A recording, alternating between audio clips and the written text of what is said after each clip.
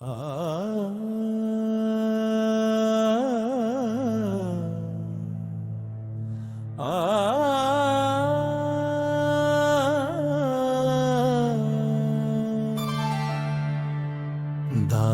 లేవని దారి కనిపించలేదని కలతల కన్నీటిలో కరిగిపోవద్దు.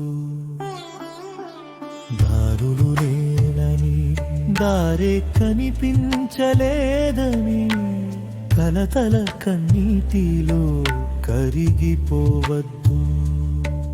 ఆదుకోవలసిన వారే సూటుపోటులతో వేధించారని ఆవేదనల జడిలో మణిగిపోవద్దు.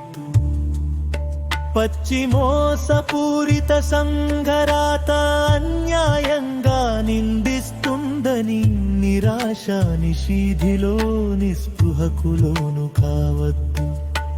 కష్టమెంత బలమైనదైనప్పటికీ ఓటమి దాని అంత్య ప్రయాణమని మరవద్దు.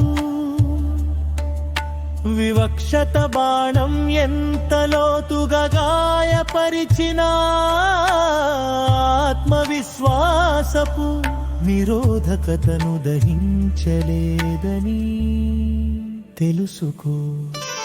దారులు లేవని దారే కనిపించలేదని కలత కన్నీటిలో కరిగిపోవద్దు.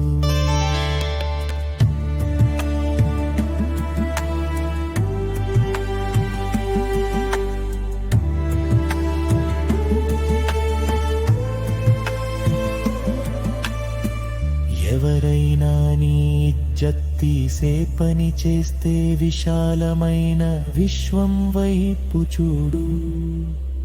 ఆ చౌకబారు విషయం కనిపించని శూన్యంగా మారుతుంది, మనసును కదుటపరుస్తుంది.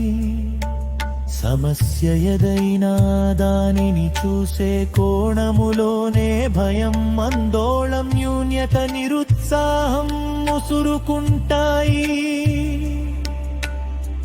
సమస్యను వివరంగా అన్ని కోణాలలో పరికించి చూస్తే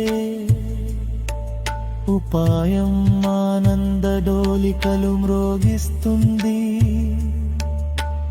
ఎంతటి గాయమైన కాల ప్రవాహ ఔషధం నదిలో మాయకమానదు. ఏం జరిగినా అహంకార పాదాలు కిందని కృష్టంగా నలిపినా ఆశశ్వాస వీడకు, ఆత్మవిశ్వాసం వదలకు. సత్యం గెలుస్తుంది, దేవుడు తోడు ఉంటాడు. ఇదే ప్రకృతి చక్రం. దారులు లేమని దారే కనిపించలేదని కలత కన్నీటిలో కరిగిపోవద్దు.